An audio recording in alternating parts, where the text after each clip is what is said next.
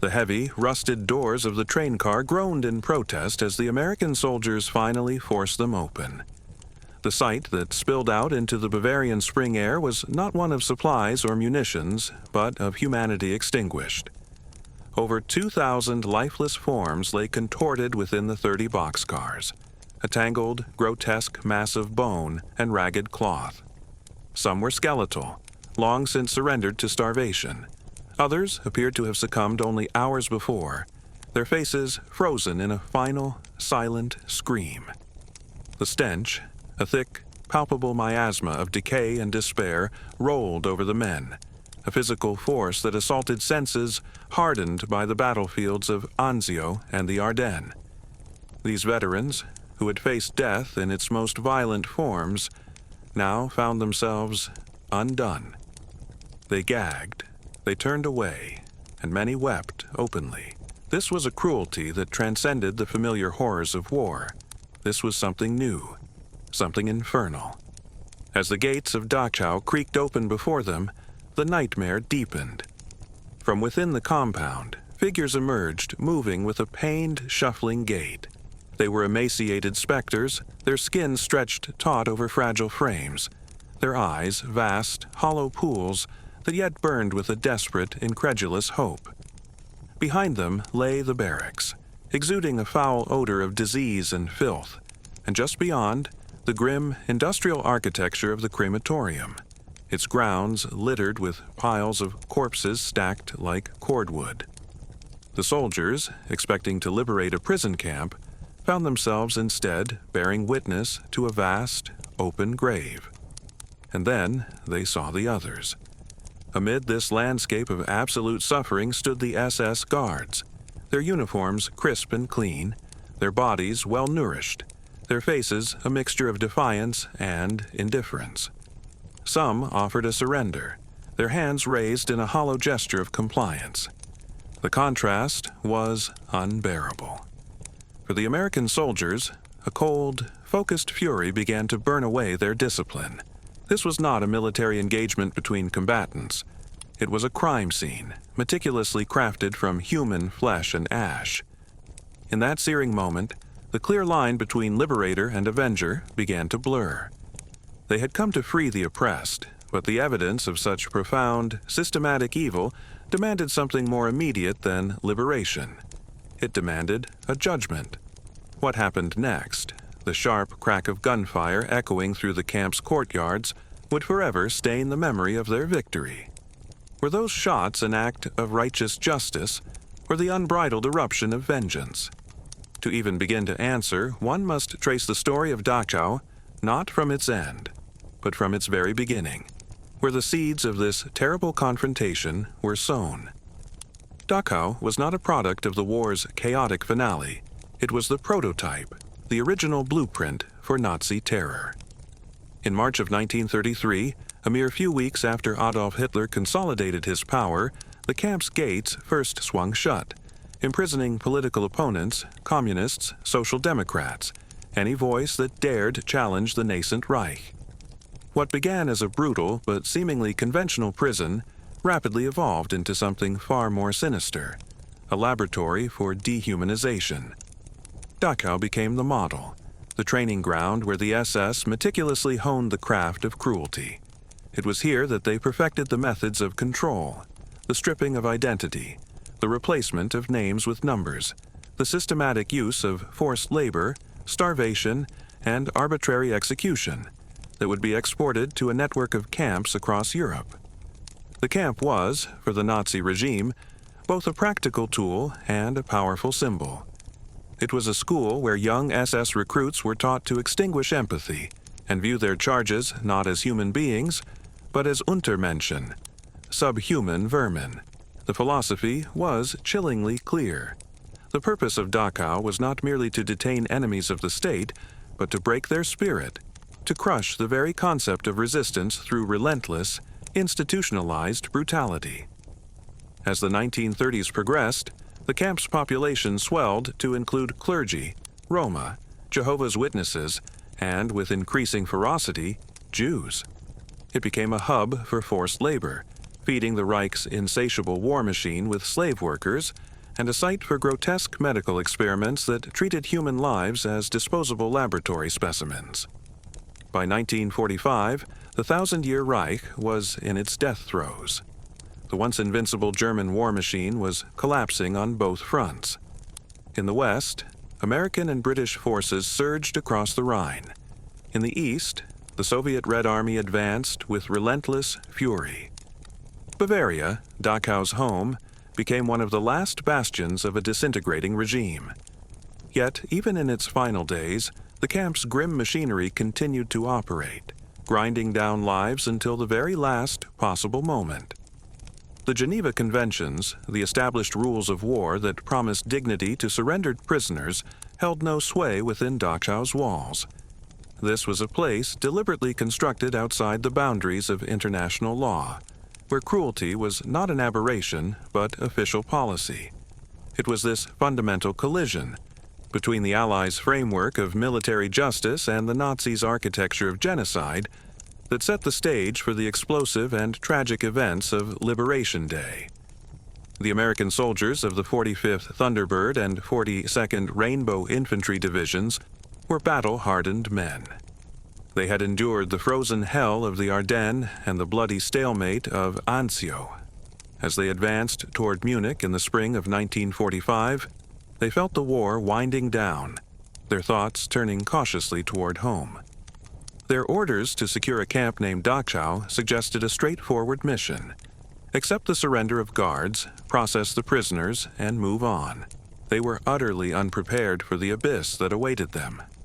The first glimpse of that abyss was the death train. Its silent, reeking boxcars, filled with thousands of dead, served as a horrific prelude to the camp itself. The sight shattered their composure, replacing battle-hardened resolve with a visceral, nauseating horror. As they moved through the main gates, the full scope of the nightmare unfolded. Emaciated prisoners stumbled toward them, their skeletal arms outstretched, their voices rasping with disbelief and gratitude. The barracks were dens of disease and despair, and the crematorium stood as a stark industrial monument to murder. The soldiers, trained to face a military enemy, found themselves navigating a vast crime scene, the scale of which defied comprehension. And then, their eyes fell upon the SS guards. Neat, well-fed, and standing in stark, obscene contrast to the walking skeletons they had tormented, their very presence became an unbearable provocation. The rage that had been simmering within the Americans since they pried open the death train's doors now surged toward a boiling point. The air grew thick with tension, punctuated by the raw, angry cries of the survivors pointing at their captors. "Murderers! Do not let them live!" The soldiers' training, their orders to uphold the rules of war, trembled before the overwhelming evidence of a profound evil that operated on a plane far beyond any convention or law. What happened next was not a single, coordinated action, but a series of explosive, visceral reactions. In the coal yard next to the camp, a group of SS guards was assembled under guard. The precise trigger is lost to history, but the result was a sudden, deafening clatter of a machine gun. Bullets ripped into the formation, cutting down the German soldiers where they stood. The sound of the gunfire seemed to unleash a pent-up storm of fury across the entire camp. In other corners of Dachau, similar scenes played out. Some guards were lined against a wall and executed by American soldiers whose discipline had snapped. In an act of symbolic and brutal retribution, some soldiers handed rifles to the liberated prisoners, who fell upon their former tormentors with a fury born of years of suffering. In the crematorium yard, one SS officer was beaten to death with shovels. Officers shouted, trying to reassert control, but the tide of rage was too powerful. For the liberators, this was not about strategy or rules. It was about a primal, human response to absolute moral corruption. They were not just soldiers disarming an enemy. They were men standing at the epicenter of a human slaughterhouse, face to face with its architects. By the time the gunfire subsided, dozens of SS guards lay dead. The liberation of Dachau was complete, but it was a salvation stained with blood, a victory that carried the heavy, complicated burden of immediate vengeance. In the aftermath, the camp fell into a chaotic silence. The bodies of the executed guards lay where they had fallen, a stark counterpoint to the jubilant, weeping survivors embracing their liberators. The Americans, their fury spent, now moved through the camp in a state of shock and dazed reflection. They had accomplished their mission, but they had also crossed a line that would haunt many of them for the rest of their lives. Word of the shootings traveled quickly up the chain of command. From a strict legalistic standpoint, the matter was unambiguous. The summary execution of prisoners of war was a clear violation of the Geneva Conventions. An investigation was launched, reports were filed, and photographs were taken. Yet the context proved too powerful to ignore. General George S. Patton, as military governor, faced an impossible dilemma. To court-martial men who had just liberated one of the Nazis' most notorious camps, who had been subjected to an unimaginable psychological shock, was a political and moral minefield. The investigation was quietly shelved. A handful of men received minor reprimands, but no one ever stood trial. The official records were buried in archives for decades. For the survivors of Dachau, there was no moral ambiguity. They saw the events not as a war crime, but as the only form of justice they would ever witness. Their tormentors had operated outside the bounds of humanity. To them, it seemed fitting that their punishment should fall outside the neat procedures of a courtroom. They killed without mercy. One survivor stated, "Why should they have been spared?" The legacy of Dachau is therefore a complex and challenging one. It stands, first and foremost, as the eternal memorial to the victims of Nazi brutality, a place of solemn remembrance and a warning to future generations. Yet, it also forces us to confront a difficult and enduring question about human nature and the limits of justice. When confronted with evil of such a monumental industrial scale, can we truly expect the human heart to remain bound by the strictures of law? Or does the sight of such profound suffering inevitably awaken a primal demand for retribution? Dachau does not offer easy answers. It presents us instead with a painful duality, the triumph of liberation, forever shadowed by the violence of that day. It reminds us that the line between justice and vengeance is perilously thin, and that even in moments of supreme moral clarity, the human response can be tragically, understandably human. The story of its liberation is not just one of good triumphing over evil, but a profound and sobering lesson in what that triumph can cost the human soul. The immediate aftermath of Dachau's liberation was a whirlwind of conflicting emotions and grim necessities. As the adrenaline of the initial confrontation faded, the sheer scale of the humanitarian crisis became the overwhelming priority. The American soldiers, moments before agents of vengeance, now transformed into desperate aid workers. Their enemy was no longer the SS, but typhus, starvation, and the profound physical collapse of over 30,000 survivors. Medics from the 45th and 42nd Divisions worked tirelessly, their own horror suppressed by the urgent need to act. They distributed rations carefully, knowing that a sudden intake of rich food could kill the severely malnourished. They set up field hospitals in the very barracks that had been chambers of suffering, now attempting to become places of healing. The scenes were surreal. Battle-hardened infantrymen, their eyes still clouded with the memory of the coal yard, gently spoon-feeding broth to men who weighed less than 70 pounds, their touch a careful counterpoint to the violence that had preceded it. This duality defined the liberation, the capacity for rage and the capacity for profound compassion, existing side by side in the same hearts. Meanwhile, the machinery of documentation began to turn. Army photographers and film crews who had arrived in the wake of the combat troops now moved through the camp with a grim sense of purpose. They captured the piles of corpses, the skeletal survivors, the empty, accusing eyes. Their footage and photographs were not just for military records, they were destined for the world. When these images were broadcast and published, they sent a seismic shock through the global consciousness. For the first time, the abstract concept of Nazi atrocities had a face, a name, and a terrifyingly concrete location: Dachau. The public reaction was one of universal revulsion and outrage. Editorial pages demanded justice. Political leaders vowed that the perpetrators would be held accountable. This global shockwave directly fueled the momentum for what would become the Nuremberg trials. The evidence gathered at Dachau and other liberated camps became the foundational proof for the charges of war crimes and crimes against humanity.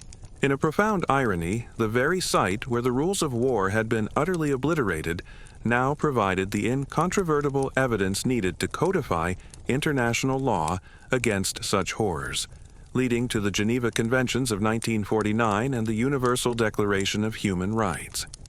But for the men who had been there, the Dachau liberators, the return home was fraught with internal conflict. They were hailed as heroes, and rightly so, for ending the suffering of tens of thousands. Yet, many carried a private, heavy secret: the memory of the shots fired in the coal yard, the sight of SS men falling to their spontaneous justice. Some never wavered in their conviction. In letters and interviews decades later, they expressed no regret, only a cold certainty that they had meted out the only punishment fitting the crime. "I'd do it again tomorrow," one veteran stated, his voice firm even after 50 years. "That wasn't a war. That was an extermination. We were just the cleanup crew." For others, however, the memory was a source of quiet torment. They had gone to war with a certain idea of honor and soldierly conduct, and the events of April 29th had complicated that ideal. The line they crossed, however justified it felt in the moment, left a permanent mark. They struggled with the classic symptoms of what would later be known as post-traumatic stress disorder: nightmares, flashbacks, and a deep-seated anxiety. Their trauma was not just from what they had seen done to others, but from what they themselves had done. They were both liberators and executioners, and reconciling those two identities became a lifelong battle. The legacy of Dachau is thus not a single story, but a tapestry woven from threads of triumph and tragedy, justice and vengeance, healing and trauma. The camp itself, now a solemn memorial and museum, stands as a permanent challenge to humanity. Visitors walk the same grounds, peer into the reconstructed barracks, and stand before the crematorium. They learn the history, they mourn the victims, and they are inevitably confronted with the story of the liberation and its violent climax. This forces upon every visitor an uncomfortable, essential question: what would I have done? It is easy, from the comfort of the present, to judge the actions of those young soldiers through the pristine lens of law and morality. It is another thing entirely to imagine oneself in their boots, breathing the air thick with death, surrounded by living skeletons, and facing the well-fed architects of that misery. Dachau ultimately teaches us that the confrontation with absolute evil is never simple or clean. It shatters paradigms and forces impossible choices. The value of remembering Dachau in its full, uncomfortable complexity is not to pass final judgment on the soldiers of 1945, but to understand the profound human consequences of systematic brutality. It is a warning that when a society empowers itself to dehumanize any group of people, it unleashes forces that can corrupt even the most righteous of liberators. The stain on the memory of Dachau is not merely the blood of the executed guards, but the very fact that the camp's evil was so potent, so all-consuming, that it could, for a moment, transform salvation into retribution. The story of its liberation remains one of the most powerful and disturbing chapters of the Second World War, a permanent reminder of the abyss and of the fragile humanity of those who stared into it. The German reckoning and collective amnesia. In the immediate post-war years, Germany was a nation physically and morally shattered. For many ordinary Germans living near Dachau, The revelation of the camp's full horror was met with a complex mixture of shock, denial, and professed ignorance. The town of Dachau itself struggled for decades with its infamous namesake, initially attempting to distance itself, arguing that the camp was a Nazi institution, not a reflection of the town itself. This period of collective amnesia was not unique to Dachau, but was a national phenomenon. The sheer scale of the crimes made them almost impossible to process. The sight of well-documented, systematic murder, so starkly revealed by the American photographs, clashed violently with the German self-perception of a Kulturnation, a nation of culture and civilization. The process of Vergangenheitsbewältigung, or coming to terms with the past, would be long, painful, and generational, with the evidence from Dachau serving as an undeniable, permanent anchor point in that difficult journey. The military's unspoken lesson. Within the U.S. military, the events at Dachau became a silent, formative lesson. While no official reprimands were issued, the command structure understood the profound failure of discipline, even under the most extreme provocation. The incident influenced the training of future soldiers, not through explicit curriculum, but through an ingrained emphasis on the absolute nature of the laws of war. The message was clear. A soldier's strength lies not only in his ability to fight, but in his capacity to maintain his humanity and adhere to the code of conduct, even when faced with the enemy's inhumanity. The Dachau liberation became a cautionary tale about the moral hazards of victory and the critical importance of command control in the face of atrocities. It highlighted that the line between soldier and executioner is one that must be guarded at all costs, for crossing it risks undermining the very moral authority for which the war is fought. The survivor's torch. For the survivors, liberation was not the end of their ordeal, but the beginning of a new one, a lifelong struggle with physical ailments and psychological trauma. Yet, from this pain emerged a powerful sense of purpose. Dachau survivors were among the most vocal and compelling witnesses at the Nuremberg trials and subsequent war crimes trials. Their testimony, raw and firsthand, provided the human narrative behind the cold statistics. In the following decades, they dedicated their lives to ensuring that the world would not forget. They wrote memoirs, gave lectures to school children, and fought tirelessly for the establishment and preservation of memorials like the one at Dachau. They became the living conscience of the Holocaust, their very presence a rebuttal to denialism and a powerful argument for the phrase, "never again." Their mission was to give meaning to their survival by transforming their suffering into a lesson for all of humanity. The philosophical and legal echoes. The Dachau dilemma continues to resonate in modern philosophical and legal discussions. It sits at the heart of debates about transitional justice. Is formal, procedural justice always the correct path, or are there moments of such extreme evil that they demand a more immediate, visceral form of retribution? The event forces a confrontation between deontological ethics, the morality of an act is based on its adherence to rules, and consequentialist ethics, the morality of an act is based on its outcomes. In contemporary international law, the concept of crimes against humanity itself owes a debt to the scenes witnessed at Dachau. The idea that certain acts are so heinous they offend all of mankind and are therefore not subject to standard rules of war or statutes of limitations was given its terrifying, concrete proof in camps like Dachau. The soldiers' visceral reaction was a pre-legal, human recognition of this very principle.